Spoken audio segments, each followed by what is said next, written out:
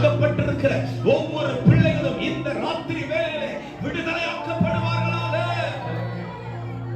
பயமுறுத்துகிற சர்ப்பத்தின் தலை இன்றைக்கு நசுக்கப்படட்டும். பயமுறுத்துகிற பொல்லாத ஆவிகள் இயேசுவின் நாமத்தினாலே ஓடுவதாக.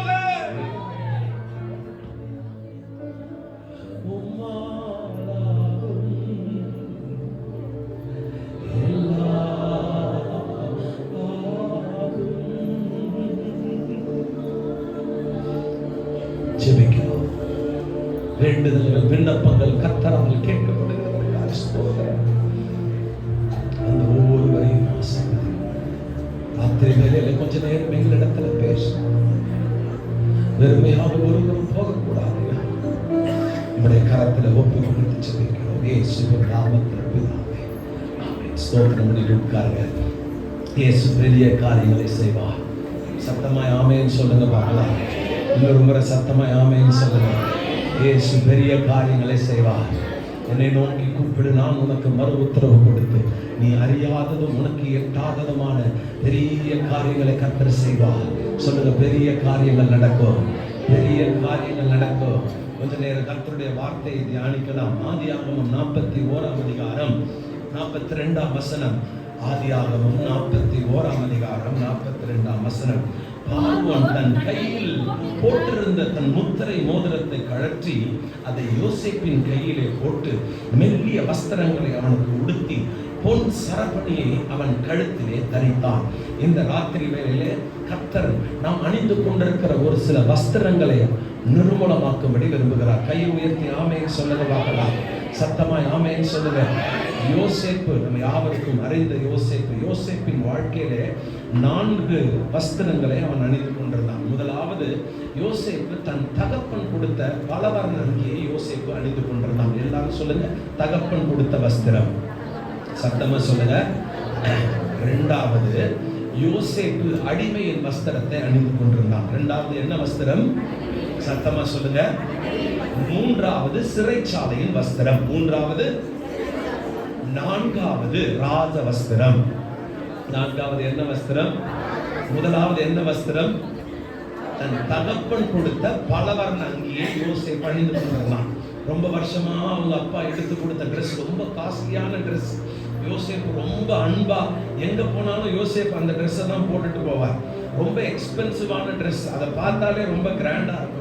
யோசேப்பு இதை ஒரு முறை தன் சகோதரர்களை பார்க்க போகும்பொழுது யோசேப்பின் சகோதரர்கள் யோசேப்பின் மேல் கை போடுவதற்கு பதில் யோசேப்பின் வஸ்திரத்தின் மேல் கையை போட்டு அந்த வஸ்திரத்தை பிடுங்கி அவனை நிர்வாணமாக விற்று போட்டார்கள். அடிமைதனத்திற்கு விற்று போட்டார்கள். அடிமையாக விற்கப்பட்ட யோசேப்பு அந்த நாட்களிலே அடிமைக்குரிய வஸ்திரத்தை அணிந்து பல வருஷம் தன் வாழ்க்கையை ஓடிக்கொண்டிருந்தது. சில நாட்கள் நல்ல மேன்மையான வாழ்க்கையை வாழ்ந்தால், நல்ல உடையை அணிந்து வாழ்ந்து கொண்டிருந்த யோசேப்புக்கு சில நாட்களுக்கு பிறகு அடிமையின் வஸ்திரத்தை அணிந்தே அவன் பல ஆண்டுகள் வாழ்ந்து கொண்டிருந்தான். இந்த வஸ்திரம் போதும் அப்படின்னு நினைச்சுக்கிட்டு இருக்கிறப்போ அந்த வஸ்திரத்திலையும் போர்த்திபாலுடைய மனைவி கையை வைத்து அந்த வஸ்திரமும் யோசேப்பை விட்டு போய் இன்னும் மோசமான ஒரு வஸ்திரம் யோசேப்பின் வாழ்க்கையிலே வருகிறது. அது என்ன வஸ்திரம் என்று சொன்னால் சிறைச்சாலையின் வஸ்திரம். நாள் ஆக ஆக யோசேப்புக்கு இன்கிரிமெண்ட் வரும்னு பார்த்தா, வாழ்க்கை மாறும்னு பார்த்தா, போக போக வாழ்க்கை மோசமாக தான் போயிட்டு இருந்துச்சு. நல்ல வஸ்திரம், மோசமான வஸ்திரம், அதை விட மோசமான நிலைமைகள் யோசேப்புக்கு வந்து கொண்டிருந்தது. ஆனால் யோசேப்புக்கு கொடுத்த வாக்குத்தத்த வசனம் என்ன? கர்த்தர் அவனை ராஜாவாக மாற்றுவார்.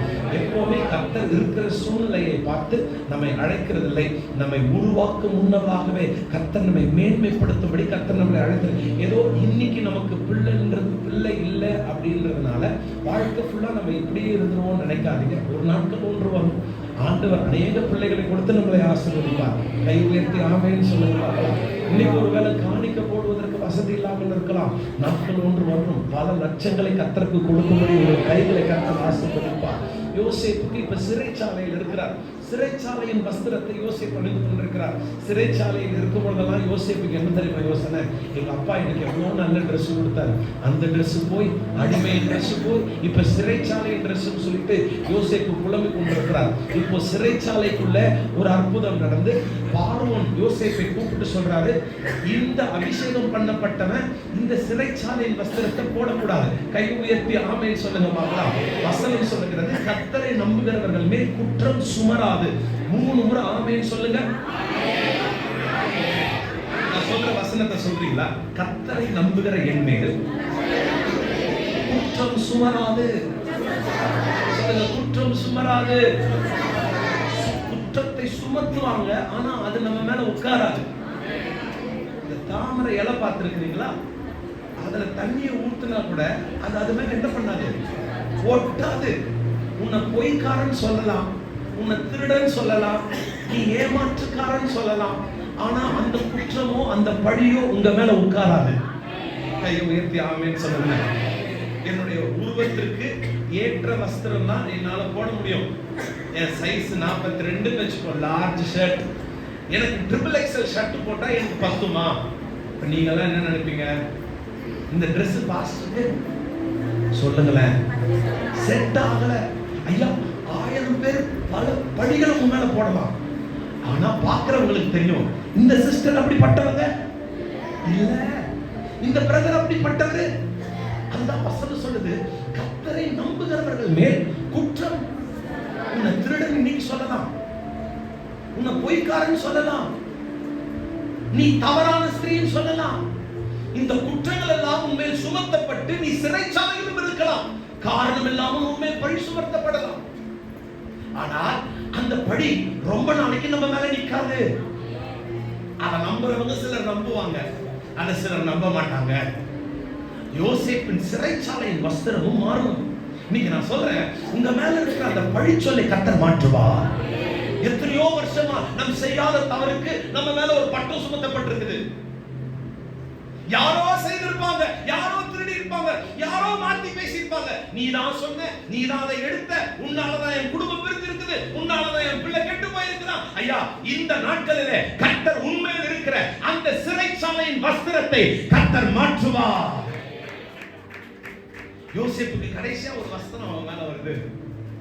பார்வோன் ஒரு வஸ்திரத்தை உடுத்திருக்கிறார், அதுதான் ராஜ வஸ்திரம். இன்றைக்கு ராத்திரி வேளையில வந்திருக்கிற உங்கள் மேல் இருக்கிற இந்த வஸ்திரங்கள் நீங்கி கர்த்தர் நியமித்து வைத்திருக்கிற ஒரு ராஜ வஸ்திரம் உங்கள் மேல் வருவதாக. வேதத்தின் அடிப்படையிலே ஒரு 3 வஸ்திரங்களை கர்த்தர் இந்த சபையில் இருந்து உங்கள் மேல் இருந்து கர்த்தர் நீக்கி ஒரு மகிமையான வஸ்திரத்தை கர்த்தர் அணிய செய்ய போகிறார். இருக்கிற ஒரு 20 நிமிஷத்துல கர்த்தருடைய வஸ்திரத்தை நாம் தியானிக்கலாம். முதலாவது, உங்கள் மேல் இருக்கிற வியாதியின் வஸ்திரத்தை கர்த்தர் நீக்க போகிறார். சத்தமாய் ஆமென் சொல்லுங்க பார்க்கலாம். இன்னொரு முறை சத்தமாய் ஆமென் சொல்லுங்க. மார்க் எழுதின சுவிசேஷம் 10ஆம் அதிகாரம் 50வது வசனத்தை, நமக்கு நேரம் இல்லாததனால கடைசி வசனத்தை நாம் வாசிக்கலாம். 50வது வசனம். இங்கே பர்த்திமேயு என்ற ஒரு குருடனை குறித்து நாம் தியானிக்கலாம். எல்லாருக்கும் பரிச்சயமான, எல்லாருக்கும் தெரிந்த ஒரு குருடன். அவருடைய பெயர் பர்த்திமேயு. பர்த்திமேயுவின் குருட்டின் நாட்களிலே, அந்த நாட்களிலே வியாதியஸ்தர்களுக்கு என்று சொல்லி பிரத்யேக உடை இருந்தது.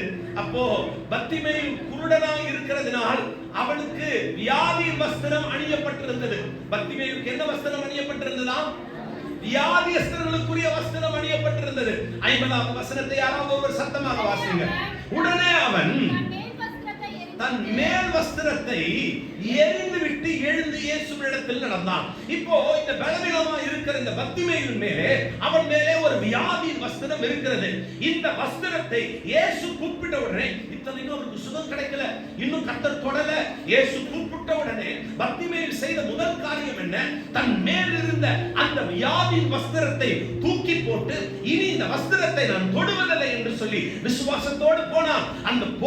அந்த விசுவாசத்தை கர்த்தர் அங்கீகரித்து அவன் மேல் இருந்த அந்த வியாதியை கர்த்தர் நிர்மூலமாக்கினார். வேதத்திலே ஒரு மேன்மையான ராஜாவை குறித்து நீங்கள் கவனிக்கலாம். அவருடைய பெயர் நாகமான். எல்லாரும் சொல்லுங்க, நாகமான்.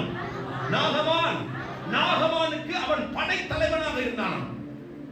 He was a captain for an army.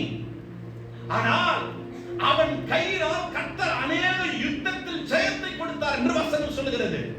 பெரிய தலைவன், பணம் படைத்தவன், வசதி நிறைந்தவன், நிறைய செல்வாக்கு நிறைந்தவன்.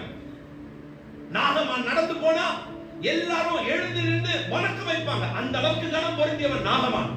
ஆனால் நாகமானின் சரீரத்திலே ஒரு வியாதி இருந்தது. சில பலவீனங்கள் வெளியே தெரியும், சில பலவீனங்கள் வெளியே தெரியாது. பார்த்த உடனே அவங்க சொன்னாதான் நமக்கு தெரியும். என்னது, உங்களுக்கு இப்படிப்பட்ட ஒரு பலவீனமா? வாயை திறந்து சொல்லுகிற வரைக்கும் தெரியாது அவங்களுக்கு அப்படி ஒரு பலவீனம் இருக்குது. சிலருடைய பலவீனம் வெளியே தெரியும், சிலருடைய பலவீனம் அவங்க முகத்தை பார்த்தா தெரியும், சிலருடைய பலவீனம் வெளியரங்கமாய் தெரியும், சிலருடைய பலவீனம் வெளியே தெரியாது. ஆனால் இங்கே சீரிய நாட்டின் படைத்தலைவனுக்கு இருந்த பலவீனம் வெளியரங்கமாய் தெரிகிற பலவீனம், அவமானம் உள்ள பலவீனம், அசிங்கம் நிறைந்த பலவீனம். என்னதான் மூடினாலோ அந்த பலவீனத்தை நாகமானால் மூட முடியவில்லை. ஒரு பக்கம் நல்ல உயர்வு, ஆனால் ஒவ்வொரு ராத்திரியும் நாகமான் அழுது கொண்டே தூங்குவான். என்னதான் ஜெயம் இருந்தாலும், என்னதான் நீ தலைவனா இருந்தாலும், உனக்கு குஷ்டரோகி. நீ யார்தான்? நீ என்னதான் ஒரு பக்கம் ஜெயத்தை கொண்டு வந்தாலும், பெரிய பெரிய மெடலை கொண்டு வந்தாலும், பெரிய பெரிய கப்பை கொண்டு வந்தாலும், நீ யார்தான்? நீ ஒரு குஷ்டரோகி. அந்த பெயர் உன்னை விட்டு நீங்கவில்லையே. நீ ஒரு குஷ்டரோகி தானே. ஐயோ, இந்த வார்த்தையை நாகமான் கேட்டா நல்லா இருந்திருப்பான்னு நினைக்கிறீங்களா? சிலருக்கு தெரிஞ்சுக்கிட்டே கேட்பாங்க நம்ம கிட்ட கேள்வி, தெரியுமா? அவங்களுக்கு தெரியும் நமக்கு இந்த பலவீனம் இருக்குன்னு, அவங்களுக்கு தெரியும் நமக்கு இன்னும் பிள்ளை இல்லைன்னு, அவங்களுக்கு தெரியும் நம்ம பொண்ணுக்கு இன்னும் கல்யாணம் நடக்கல. வேணும்னே பக்கத்துல வந்து நின்று வேணும்னே கேட்பாங்க. சிலருடைய சுபாவம் அது. நம்மள குத்தி நம்ம மனசை உடைக்கிறதுக்குன்னே சில கேள்விகளை கேட்பாங்க. நாகமான் வீட்டிலே ஒரு வேலைக்காரி இருந்தாலும் அந்த வேலைக்காரி பிள்ளை சொல்றது அவங்க வீட்டு எஜமானி கிட்ட, நான் பார்க்கிறேன் எங்க ராஜாவுக்கு பெரிய அந்தஸ்துகள் இருந்தும் ஒவ்வொரு நாளும் இந்த பலவீனத்தின் நிமித்தமாக ராஜா வடிக்கிற கண்ணீர் என்ன பார்க்கிறேன். படைத்தலைவர் வடிக்கிற கண்ணீர். தான் விரும்புகிற வஸ்திரத்தை நாகமான் போட முடியாது. லெப்ரசி அப்படின்னா அது ஓபன் வூண்ட், அது வெளியே. இப்பதான் ரொம்ப பார்க்கிறது நம்ம ஊர்ல ரொம்ப கம்மியாயிடுச்சு. நிறைய குஷ்டரோகிகள் இருந்தார்கள் நம்ம ஊர்ல. இட் இஸ் ஓபன் வூண்ட், வெளியே தரக்கி தெரியும், அந்த புண்ணு ஆறாது. குஷ்டரோகிகளுக்கு வலி இல்லாத ஒரு வியாதி என்னன்னு சொன்னால் குஷ்டரோகம். You will not have any pain. குஷ்டரோகிகளுக்கு வேதனையே இருக்காது, வலியே இருக்காது. அந்த அந்த அந்த அந்த புண்ணு இருக்கிற இடத்துல நீங்க கத்திய வச்சு வெட்டினா கூட அவங்களுக்கு வலி தெரியாது. அப்படிப்பட்ட ஒரு பலவீனம் அது. வசனம் குஷ்டரோகத்தை பாவத்துக்கு ஒப்பிட்டு சொல்கிறது. பாவமும் அப்படிதான். பாவம் செய்ய செய்ய ஒரு வழியும் தெரியாது. சரி, நாகமானுக்கு சரீரத்தில் குஷ்டரோகம் இருந்தது. Open wound. தான் விரும்புகிற வஸ்திரத்தை நாகமானால் போட முடியாது. ஒரு நாள் அந்த அவங்க வைஃப் கிட்ட சொல்றாங்க, நாகமானுடைய மனைவி இடத்துல சொல்லி, எங்க ஊர்ல ஒரு தீர்க்கதரிசி இருக்கிறார், அவரிடத்திற்கு நாம் ராஜாவை கொண்டு போனால் அவர் எப்படிப்பட்ட பலவீனமாக இருந்தாலும் அந்த பலவீனத்தை அந்த ஊழியர் அந்த தீர்க்கதரிசி சொல்லி செபித்தால் அந்த பலவீனம் உடனே மாறும். இப்போ இந்த அம்மா போய் நாகமான் கிட்ட சொல்றாங்க. நாகமான் சொல்ற, சரி போலாமே.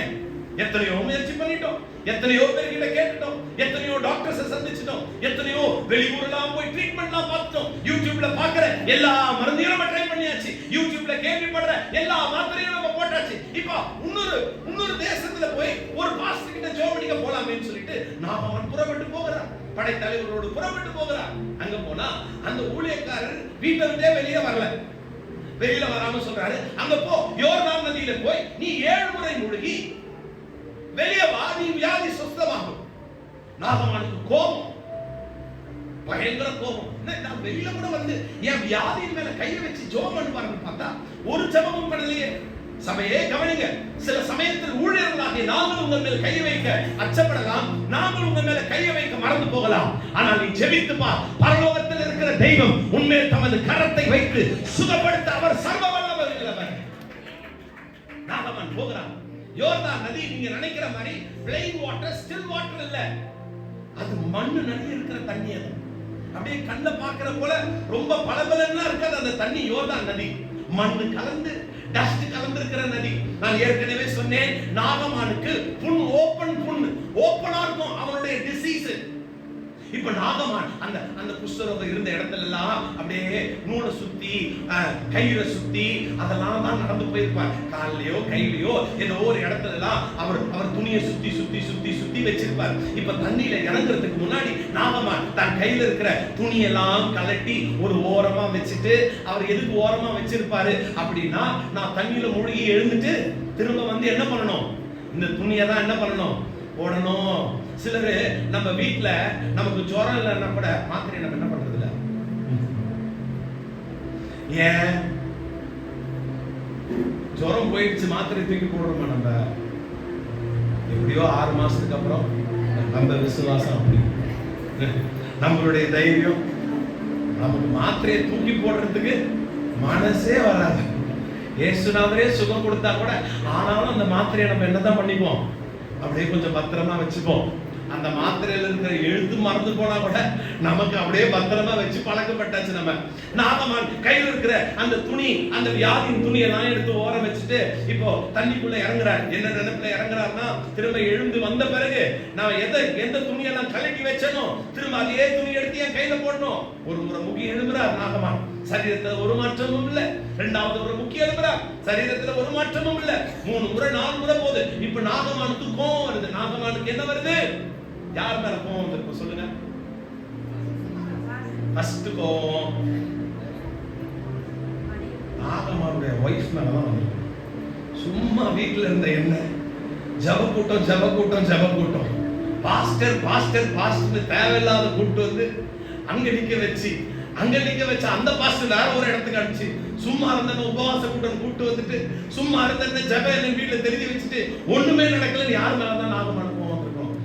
அடுத்த கோவம் யார் மேல வந்திருக்கோம்? வீட்டுக்காரர் அந்த வேலை செய்யுது அந்த பொண்ணு மேல வந்திருக்கோம். வீட்டுக்கு போன உடனே ஃபர்ஸ்டா என்ன பண்ணணும், அந்த வேலை செய்யறவங்களே அடிச்சு வெளியில திறக்கணும். இதெல்லாம் 5வது முறை 6வது முறை கோபத்தோட, சில சமயத்துல நம்ம கோபத்தோட பண்ற ஜபத்தை கூட இயேசு கேட்கிறார்.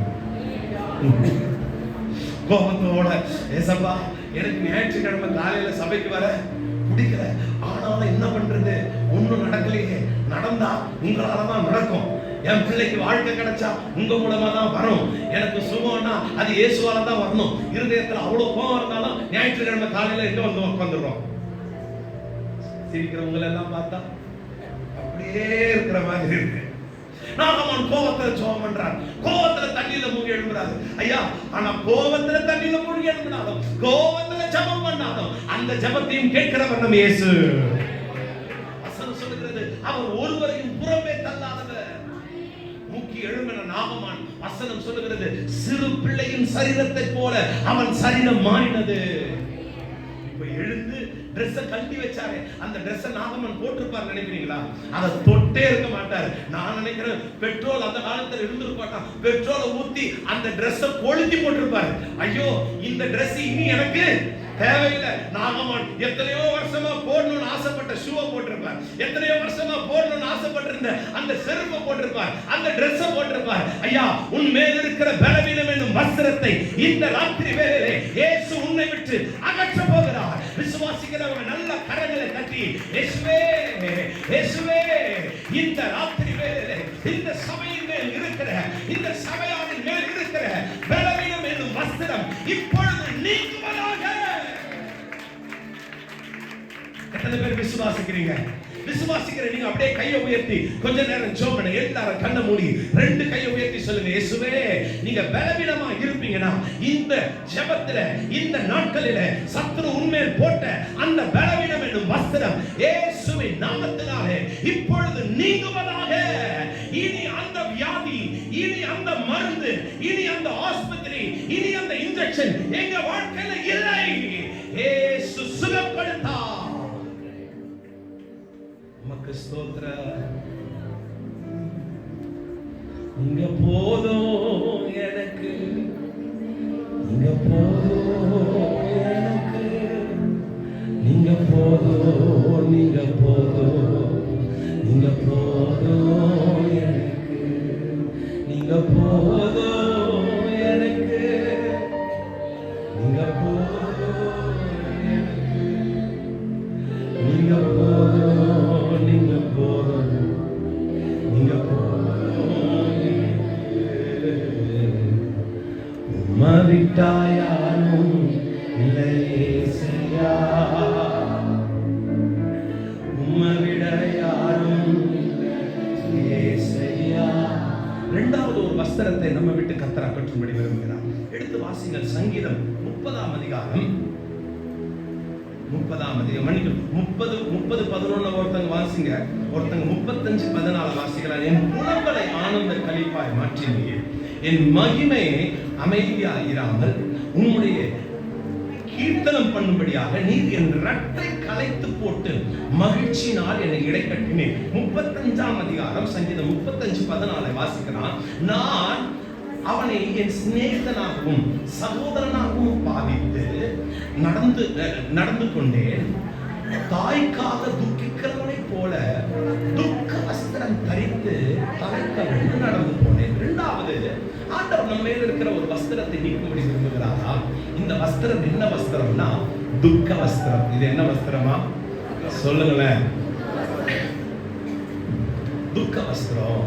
இந்த வஸ்திரம் அந்த நாட்கள்ல ஒருத்தங்க அழுகணும் அப்படின்னா நல்ல ட்ரெஸ் எல்லாம் போட்டுட்டு அழுகு இல்ல, ஒரு குறிப்பிட்ட ஒரு வஸ்திரம் இருக்குது, ஒரு குறிப்பிட்ட ஒரு கலர், அது ஒரு டிசைன்ல இருக்கிற ஒரு வஸ்திரம்.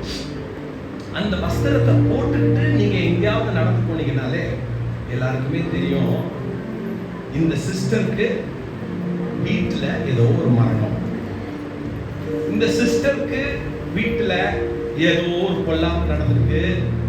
இந்த ட்ரெஸ்ஸை இவங்க போட்டுட்டு இருக்கிறதுனால அவங்களை எங்கேயும் வெளியில கூப்பிடாதீங்க, அவங்க கிட்ட எதுவுமே சந்தோஷமா பேசாதீங்க அப்படின்றது அடையாளமா அந்த நாட்கள்ல வஸ்திரமே துக்கமா போட்டிருப்பாங்க. தாவீது அநேக இடங்களில் சொல்லுகிறார், வஸ்திரம் துக்க வஸ்திரம் தரித்திருந்தார். இந்த துக்க வஸ்திரம் போட்டா சந்தோஷம், சிரிப்பு, களிப்பெல்லாம் முகத்துல வராது. ஒரு சில ஃபங்க்ஷனுக்கு நம்ம போவோம், நல்லா பட்டு புடவை, தலையில இருந்து கால் வரைக்கும் நகை எல்லாம் சாப்பிடலாம்னு உட்கார்றப்போ சில ஒரு கேள்வியை கேட்பாங்க. நான் ஏற்கனவே சொன்னேன், அவங்களுக்கு நல்லா தெரியும் நம்ம பொண்ணுக்கு இன்னும் கல்யாணம் நடக்கலன்னு, நல்லா தெரியும் நம்ம வீட்டுக்காரருக்கு இன்னும் ரட்சிக்கப்படலன்னு, கல்யாணம் ஆகி இன்னும் குழந்தை இல்லைன்னு, வேணும்னே நம்ம பக்கத்துல வந்து அதே எதை கேட்கக்கூடாதுன்னு நம்ம மனசுல நினைச்சு ஜோம் பண்ணிட்டு வந்து தனியா கூப்பிட்டு கேட்டாலும் பரவாயில்ல. ஒரு 10 பேர் எதுவுமே கேட்பாங்க தெரியுமா? 5000 ரூபாய் பட்டு புடவை கட்டிட்டு இருந்தாலும் 3 லட்சம் ரூபாய்க்கு நகை போட்டிருந்தாலும் இந்த கண்ணுக்கு அதெல்லாம் தெரிய மாட்டேங்குது. தானா கண்ணுக்கு அழகம் எவ்வளவுதான் கண்ட்ரோல் பண்ண நினைச்சாலும் அப்படியே கண்ணு நிற்கும். இப்போ அது வந்த உடனே அது எவ்வளவு கிராண்ட் ஃபங்க்ஷனா இருந்தாலும் அந்த இடத்துல நிக்க நமக்கு நம்ம இப்ப நினைப்பலாம், நம்ம பொண்ணு நினைப்போம், நம்ம வீட்டோட நினைப்போம், நம்ம சரீரத்தில் இருக்கிற பலவீனம் நினைப்போம். அந்த பட்டு புடவையுடைய அலங்கரிப்பு போய் நம்மள அறியாமலே நம்ம மேல ஒரு துக்க வஸ்திரம் புலம்பி அழுக ஆரம்பிக்கும். வேதத்துல நகோமி என்று நகர்ந்தார். நகோமி பெத்லகேமை விட்டு மோவாபுக்கு போறப்போ ரொம்ப ஆடலும் பாடலுமா போனாங்க. ரிட்டன் பெத்லகேமுக்கு வரும்போது நகோமி முகத்தை மூடிக்கிறாங்க. ஏன்? யாரும் பார்த்து நீ நகோமி தானே? நாங்க நகோமிக்கு அப்படியே சில சமயத்துல இங்க தெரியல, சில சபையில், எங்க சபையில சிலர் சபையெல்லாம் தொடங்கி ஜனங்கள்லாம் வந்துட்ட பிறகு ஓரமா வந்து உட்காருவாங்க. ஏன்னா அவங்களை யாரும் பார்க்க வேண்டாம், அவங்களுடைய விருப்பம் வந்து லேட்டா வரணும்னு விருப்பம் இல்லை, சீக்கிரம் வந்துட்டா யாராவது அவங்கள பார்த்து அந்த கேள்வி கேட்டுடுவாங்களேன்ற அந்த ஒரு நடுக்கம் அவங்களுக்கு. நகோமி பெத்லகேமுக்குள்ள போறாங்க, மோவாபை விட்டுட்டு பெத்லகேமுக்குள்ள. இத்தனைக்கும் விஷயம் தெரிஞ்சவங்க, என்ன பத்தி தெரிஞ்சவங்க, அந்த கேள்வியை கேட்டுடக்கூடாதுன்னு நகோமி எவ்வளோ ஜோப் பண்ணிட்டு உள்ள போறாங்க. அப்படியே நகோமியை நிப்பாட்டி கேட்கிறாங்க, நகோமி வீட்டுக்காரர் என்ன ஆச்சு? நகோமி அழுது பேசுறாங்க, இறந்துட்டாரு. கொஞ்ச தூரம் போன உடனே திரும்ப கையை போட்டு கேட்கிறாங்க, நகோமி உனக்கு 2 பிள்ளை இருந்தாங்களே என்னாச்சு? நகோமிக்கு ஒரே ஆள 2 பிள்ளையுமா? நகோமி சொல்லிட்டாங்க, இதுக்கப்புறம் என்ன நகோமினே கூப்பிடாதீங்க, யாருமே இதுக்கப்புறம் என்ன என்னன்னு கூப்பிடாதீங்க. அந்த பெயருக்கும் எனக்கும் சம்பந்தமே இல்லைங்க.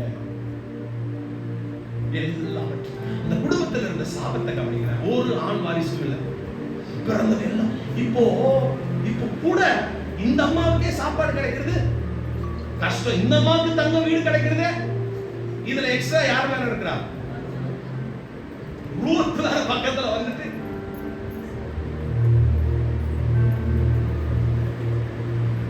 புலம்பலோடு போறாங்க. புலம்பலின் வஸ்திரத்தை அணிந்து பெத்லகேமுக்கு போனார். ஆனால் அந்த வஸ்திரம் நிரந்தரமா இருந்ததா என்று சொன்னால் இல்லை. நகோமி ரூத்துக்கு ஒன்றை சொல்லி அனுப்பினார். சொல்றாங்க, இந்த ரூத் நீ போட்டுட்டு இருக்கிற வஸ்திரம் மாறணும்னா அன்றைக்கு ஒரு நாள் போவாஸ் படுத்துக் கொண்டிருப்பான். அவன் காலில் இருக்கிற வஸ்திரத்தை தகட்டி அவன் கால்களிலே நீ படுத்துக்கொள், அவன் சுதந்திரவாளி.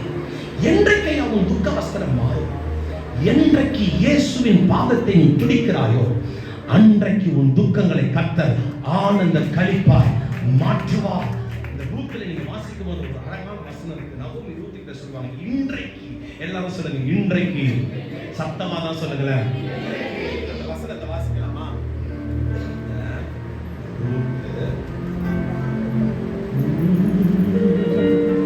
நீங்க போதும் எனக்கு, 3ஆம் அதிகாரம், நீங்க போதும் எனக்கு, 18ஆம் வசனம். அப்பொழுது அவளின் மகளே, இந்த காரியங்கள் என்னமாய் முடியும் என்று நீ அறிய மட்டும் பொறுத்திருந்து, அந்த மனுஷன் இன்றைக்கு இந்த காரியத்தை முடிக்கும் நிலை பார மாட்டான். எல்லாரும் சொல்லுங்க இன்னைக்கு. சொல்லுங்க கொஞ்சம் சத்தமா, இன்னொரு சத்தமா சொல்லுங்க. விசுவாசிக்கிறீங்களா? விசுவாசிக்கிறீங்களா?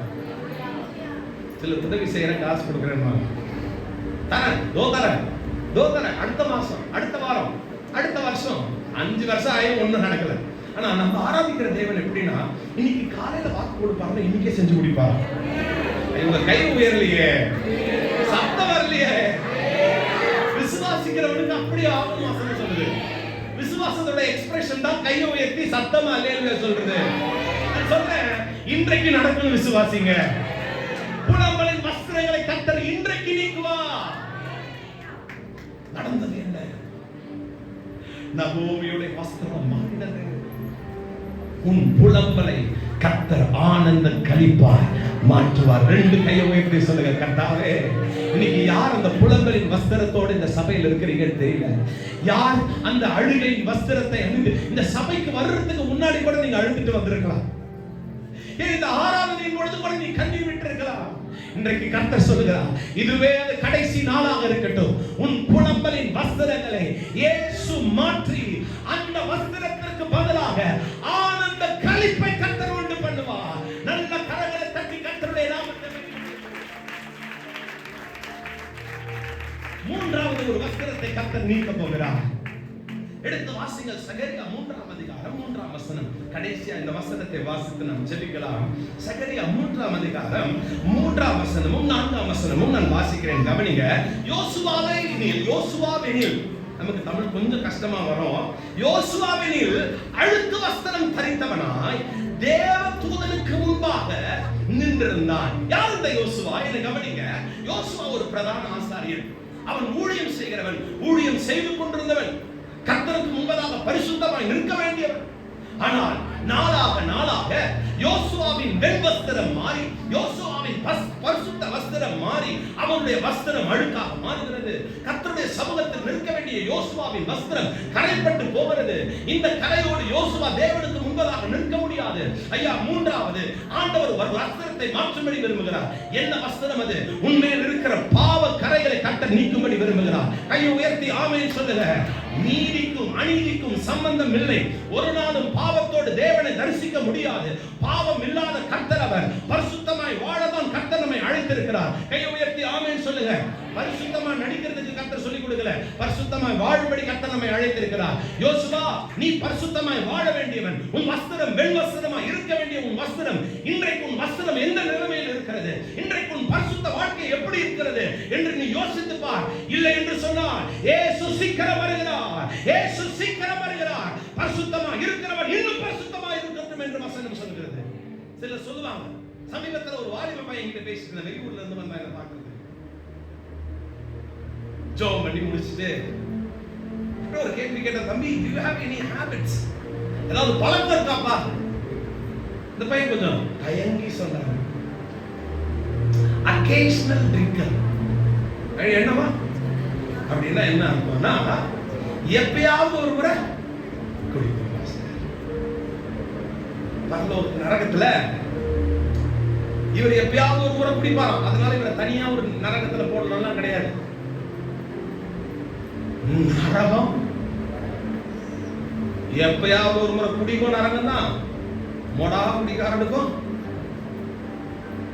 ஃப்ரெண்ட்ஸ் பார்ட்டி அப்படின்னா எப்பயாவது ஒரு முறை பாஸ்டர்.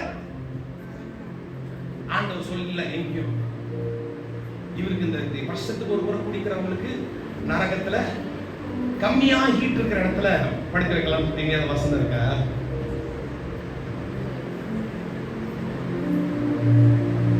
உன் வஸ்திரம் வெண்மையா இருக்க வேண்டிய வஸ்திரம்.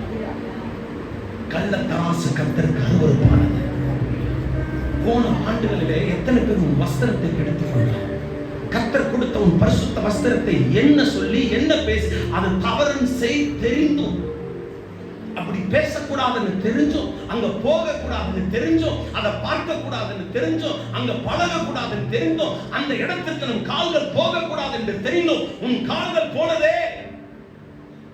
உன் வஸ்திரத்தை கரைப்படுத்திக் கொண்டாயே. பாஸ்டரை ஏமாத்தலாம், மனைவியை ஏமாத்தலாம், கணவரை ஏமாத்தலாம், அப்பாவை ஏமாத்தலாம், அம்மாவை ஏமாத்தலாம். பரலோகத்தில் பார்த்து கொண்டிருக்கிற கர்த்தருடைய கண்களிலிருந்து ஒருவரும் தப்ப முடியாதையா. வெண் வஸ்திரமா இருக்க வேண்டிய உன் வஸ்திரம் இன்றைக்கு எப்படி இருக்கிறது என்று யோசிப்பார். சிகரெட்னா சிகரெட் தான். இயேசுவும் வேணும், சிகரெட்டும் வேணும்ன்ற வாழ்க்கை இல்லை. பாவமும் வேணும், பரலோகமும் வேணும் என்ற ஒரு வாழ்க்கை இல்லை. இன்றைக்கு நீ தீர்மானம் பண்ணிக்கொள். இயேசுவா பாவமா, பரலோகமா நரகமா, எது உனக்கு வேண்டும் என்று இன்றைக்கு தீர்மானித்துக் கொள். You cannot live two lives in your life. ரெண்டு வாழ்க்கை இல்லை. ஊழியம் செய்ய வேண்டுமா, உலகத்திற்கு பின்பதாக போக வேண்டுமா, தீர்மானித்துக் கொள். இயேசு சீக்கிரம் வருகிறார். வசனம் சொல்லுகிறது, அவனுக்கு ஏற்ற பலன் அவனோடு வருகிறது. பலன் கொடுக்கிறவர் அவர். பரிசுத்தமா வாழ்றவனுக்கு ரிவார்ட் இருக்கு. உண்மையை சொல்லி வாழ்றவனுக்கு கர்த்தர் பலன் கொடுப்பார். நீதிமான் கனி தருவான். பலன் கொடுக்கிற கர்த்தர் வருகிறார். ஐயா, வஸ்திரத்தை கரைப்படுத்திக் கொண்டாயா? இங்கே 3ஆம் அதிகாரம் 4ஆம் வசனம் இப்படியா சொல்கிறது, அவர் தமக்கு முன்பாக நிற்கிறவர்களை நோக்கி இவன் மேல் இருக்கிற அந்த பாவ வஸ்திரங்களை களைத்து போடுங்கள் என்றார். பின்பு அவர் அவனை நோக்கி, பார், நான் உன் அக்கிரமத்தை உன்னிலிருந்து நீங்க செய்து உனக்கு சிறந்த வஸ்திரத்தை. இன்னைக்கு உன்னுடைய கணவர் பாவத்தில் இருக்கிறார். இன்றைக்கு நாம் ஒன்று கூடி ஜெபிக்க போகிறோம். நம் ஜெபத்தை கேட்டு பாவத்தில் இருக்கிற அந்த நபரை கர்த்தர் மாற்ற. ஐயா, ஒருவேளை இன்றைக்கு நீ பாவத்தில் வாழ்ந்து கொண்டிருக்கிறார். உன்மேல் இருக்கிற அழுக்கு வஸ்திரத்தை கர்த்தர் நீக்கும்படி விரும்புகிறார். உன்மேல் இருக்கிற பாவ அழுக்கு வஸ்திரங்களை கர்த்தர் நீக்கி இன்றைக்கு ஒரு வெண் வஸ்திரத்தை, மகிமையின் வஸ்திரத்தை, ஒரு பரிசுத்த வஸ்திரத்தை உன்மேல் கர்த்தர் அணியும்படி விரும்புகிறார். உமக்கு நன்றி ஆண்டவரே. கடைசி ஒரு வசனத்தை வாசிக்கலாமா? வெளிப்படுத்தின எழுதின விசேஷம் 3ஆம் அதிகாரம் 5ஆம் வசனம். கடைசி இந்த வசனத்தை வாசித்து நாம் ஜெபிக்கலாம். Revelation chapter 3 verse 5. ஜெயம் கொள்கிறவன் எவனோ அவனுக்கு வெண் வஸ்திரம் தரிக்கப்படும். 3 முறை கையை உயர்த்தி அல்லேலூயா சொல்லுங்க பார்க்கலாம். அல்லேலூயா, அல்லேலூயா, அல்லேலூயா, அல்லேலூயா. ஆண்டவர் ஒரு வஸ்திரத்தை நமக்கு கொடுக்கும்படி விரும்புகிறார். இந்த வஸ்திரம் என்ன வஸ்திரம்? இது ஜெயம் கொள்கிறவர்களுக்கு, இது ஜெயம் கொள்கிறவர்களுக்கு, இது கர்த்தரோடு இருக்கிறவர்களுக்கு ஒரு வஸ்திரம் உண்டா? வெண் வஸ்திரம். இன்றைக்கு எத்தனை பேருக்கு அந்த வஸ்திரம் வேணும்? வெண் வஸ்திரம். ஜெயம் கொள்கிறவர்களுக்கு கர்த்தர் அந்த வஸ்திரத்தை தருகிறார். உண்மையில் இருக்கிற வியாதியின் வஸ்திரத்தை கர்த்தர் நீக்க போகிறார். உண்மையில் இருக்கிற புலம்பலின் வஸ்திரங்களை கர்த்தர் நீக்க போகிறார். உண்மையில் இருக்கிற பாவ வஸ்திரங்களை கர்த்தர் நீக்கி உனக்கு ஒரு ஜெயம் கொள்கிற வஸ்திரத்தை கர்த்தர் இந்த ராத்திரி வேளையிலே கொடுத்து உன்னை மகிமைப்படுத்தி, எல்லா கையை உயர்த்தி சொல்லுங்க, என்னை மகிமைப்படுத்துங்க ஆண்டவரே, என்னை கனப்படுத்துங்கப்பா. கனஈனம் பண்ணப்பட்ட உன்னை, தள்ளப்பட்ட உன்னை, துரத்தப்பட்ட உன்னை கர்த்தர் உனக்கு ஜெய வஸ்திரத்தை கொடுப்பார். ஜெயம் கொள்கிறவர்களுக்கு கொடுக்கப்படுகிற ஒரு ராஜ வஸ்திரம் உண்டு. யோசேப்புக்கு கொடுக்கப்பட்ட அந்த ராஜ வஸ்திரத்தை கர்த்தர் உங்களுக்கு கொடுப்பார்.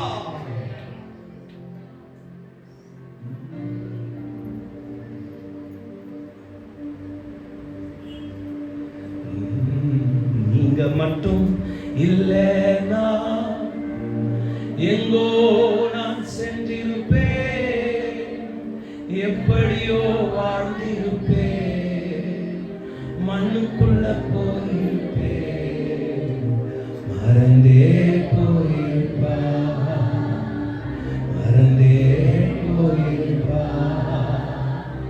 நீங்க மட்டும் இல்லைனா,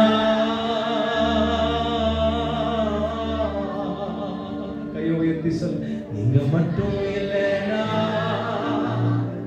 எங்கோ நான் சென்றிருப்பேன், எப்படியோ வாழ்ந்திருப்பேன், மண்ணுக்குள்ள போயிருப்பேன். என் பெயர், என்னுடைய உருவம், என் சரீரம் மறந்தே போயிருப்பா, மறந்தே போயிருப்பா. சொந்தம் என்று சொல்லிக்கொள்ள யார் யாரோ இங்கு உண்டு, ஏனென்று கேட்டிட யாரும் இங்கு வரவில்லை.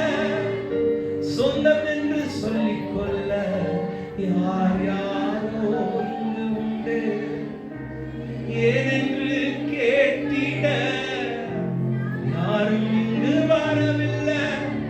எப்படி சொல்வேன் என்னையும் தேடி நீர் வந்ததை, கோலின் மீது சுமந்து கொண்டு நடத்தி வருவதை. நீங்க மட்டும் இல்லைனா எங்கோ நான் சென்றிருப்பேன்.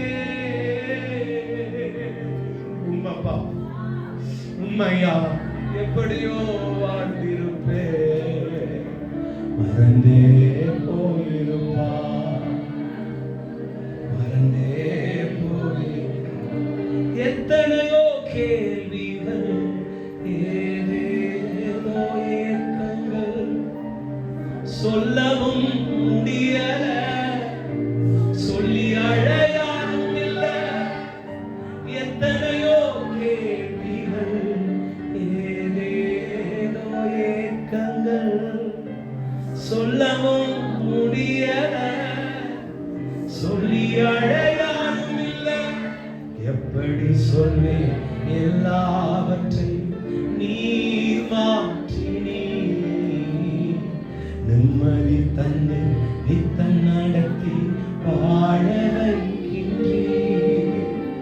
எப்படி சொல்வேன் எல்லாவற்றையும் நீர் மாற்றினீ, நிம்மதி தந்து நித்தம் நடத்தி வாழ வை. ஐயோ, உயர்த்தி சொல்லுங்க கடைசியா, நீங்க மட்டும் இல்லைனா எங்கோ நான் சென்றிருப்பேன், எப்படியோ வாழ்ந்திருப்பேன், மறந்தே போய் மறந்தே போயிருப்பேன். இயேசு மட்டும் இல்லைனா எத்தனையோ கேள்விகள், ஏதேதோ ஏக்கம். எனக்காக ஜெபிங்க பாஸ்டர்னு சொல்றவங்க எழுப்பி நில்லுங்க. என் மேல் இருக்கிற இந்த வஸ்திரங்கள் என்னை விட்டு நீக்கணும். கர்த்தர் எனக்கு வெண் வஸ்திரத்தை கொடுக்க. எல்லாரும் கண்களை போடலாம். கர்த்தர் என் வஸ்திரத்தை மாற்றணும். இன்னைக்கு நான் என்ன ஒப்பு கொடுக்கிறேன்றவங்க எழுப்பி நில்லுங்க. உங்களுக்காக நான் ஜெபிக்கிறேன். எத்தனையோ கேள்விகள்,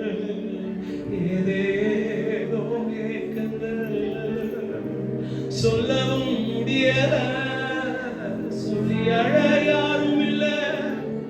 எப்படி சொல்வேன் எல்லாவற்றையும் நீர் மாற்றி நீர் ராஜா, இயேசு ராஜா. உங்கள் துக்கம் சந்தோஷமாய் மாறும்,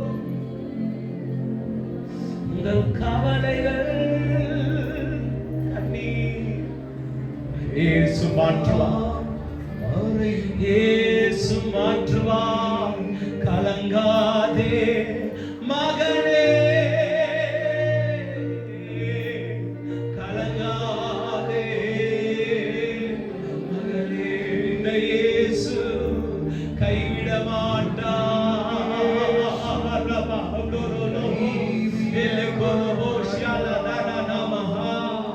நம் இயேசு அவர் கைவிட மாட்டார். இந்த இயேசு எங்க இயேசு, எங்க இயேசு கைவிட மாட்டார். ஒரு ஓசியாலா பரிசுத்த பிதாவே, இதோ நிற்கிற ஒவ்வொருவர் மேலும் தேவனுடைய அற்புத கரம் வந்து அமர்வதாக. எந்த வஸ்திரம் இவர்கள் மேல் சத்துரு போட்டிருந்தாலும் அந்த வஸ்திரம் இப்பொழுது இவர்களை விட்டு நீங்குவதாக. இயேசுவின் நாமத்தினாலே ஒரு மகிமையின் வஸ்திரம், ஒரு வெண் வஸ்திரம் இப்பொழுது இவர்கள் மேல் வந்து அமரட்டும். துக்க வஸ்திரம், புலம்பலின் வஸ்திரம், வியாதியின் வஸ்திரம், பாவத்தின் வஸ்திரம் விட்டு விலகுவதாக. தேவனுடைய மகிமையின் கரம் ஒவ்வொருவர் மேலும் வந்து அமர்வதாக. உம்முடைய கரத்தில் ஒப்பு கொடுத்து ஜெபிக்கிறோம் இயேசுவின் நாமத்தில். ஜெபிக்கிறோம். விரும்புகிறவங்க முன்பதாக வாங்க. நம்ம தலையில கை வச்சு ஒரு சின்ன ஜெபம் ஜெபிக்கிறேன்.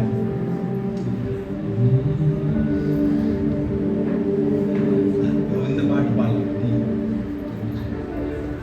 முன்னாடி வாங்க. தேவகுமாரா, தேவகுமாரா, சின்ன சின்ன ஜபம் தான் பண்ணுவேன். உங்க தலையில கை வச்சு நீங்க முடிச்சுட்டு போகிறப்ப நிறைய இயேசு அறியாதவங்க வாங்க, வாங்க, நீங்க வாங்க, வாங்க, இயேசு அறியாதவங்க வாங்க, நீங்க தான் முன்னுக்கு வாங்க, நீங்க தான் வாங்க, இயேசுவை ஏற்று வாங்க, வாங்க, வாங்க, வாங்க, எல்லாரும் ஜெபிக்கணும். இயேசுவை ஏற்றுக்கொள்ளுங்க. அப்படியே நிக்கிற நீங்க கையை உயர்த்தி சொல்லுங்க, இயேசுவே என்ன பாருங்கன்னு சொல்லுங்க பார்க்கலாம். சொல்லுங்க, இயேசுவே சொல்லுங்க, இயேசுவே என்ன பாருங்க சொல்லுங்க, இயேசுவே அந்த நாமத்தை சொல்லி சொல்லுங்க, இயேசுவே என்ன பாருங்கன்னு சொல்லுங்க பார்க்கலாம். என்ன பாருங்கப்பான்னு சொல்லுங்க. இயேசு உங்களை பார்ப்பாங்க, இயேசு உங்களை பார்க்கட்டும். அப்பா இயேசுவின் கரம் தேவகுமாரா கொஞ்சம் ஜெபிச்சிட்ட பிறகு அப்படியே நீங்க போய் உட்கார்ந்துக்கலாம். தலை மேல கை வச்சு சின்ன ஜெபம் பண்ண பிறகு நீங்க அவங்க இடத்துல போய் உட்கார்ந்து கொள்ளுங்க. உடைந்த பாத்திரம் அது உமக்கே தெரியும், தேவன் பயன்படுத்துகிறீர், இது யாருக்கு புரியும். உடைந்த பாத்திரம் அது உமக்கே தெரியும், தேவன் பயன்படுத்துகிறீர், இது யாருக்கு புரியும். உதவாத இருளானிலே நீரில்லாமல் என் வாழ் பிடிக்காதே. உதவாத இருளானிலே நீரில்லாமல் என் பொழுது விடியாதே. நீங்க இல்லாமல் என் பொழுது விடியாதே. நீங்க இல்லாமல் என் பொழுது விடியாதே. தேவகுமாரா, தேவகுமாரா, தேவகுமாரா, தேவகுமாரா, நீங்க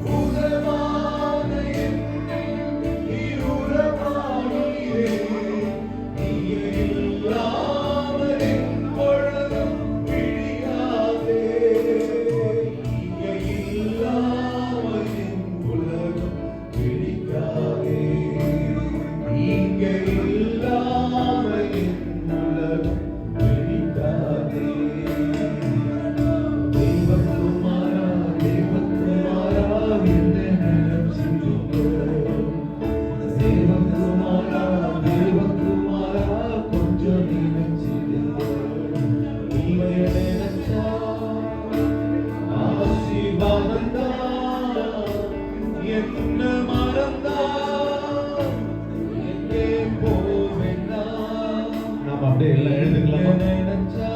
கடைசி ஜெபத்தை பெத்தேல் சபையோட பாஸ்டர் பால் கிறிஸ்தோபர் அவர்கள் ஜெபிப்பார்கள். எல்லா கண்களை மூடலாமா? எல்லா கண்களை மூடி நம்ம ஜெபிக்கலாம்.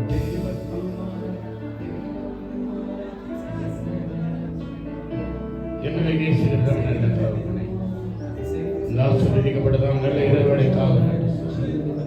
ஆண்டவரே, எங்கள் வாழ்க்கையை நீ பாராட்டின மேலான கிருபைக்காக நன்றி.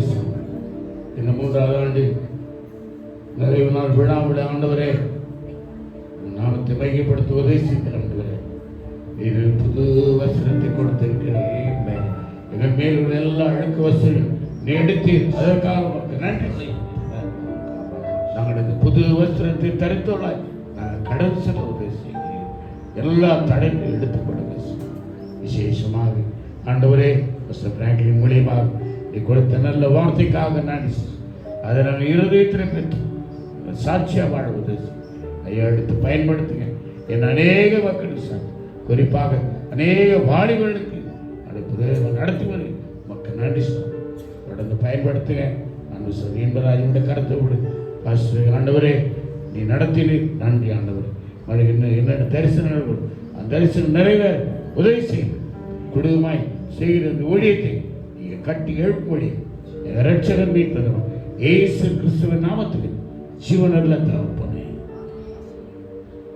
நமது கர்த்தராகிய இயேசு கிறிஸ்துவின் கிருபை பிதாவாகிய தேவனுடைய பரிசுத்த ஐக்கியமான சகோதரர் நம் அனைவரோடு கூட கர்த்தர் வருவதில் இருப்பதாக எல்லாரும் சொல்லும். என் ஆத்மாவே கர்த்தரை என்னோடுமே பரிசு, என் ஆத்மாவே கர்த்தரை கர்த்தர் செய்த சகல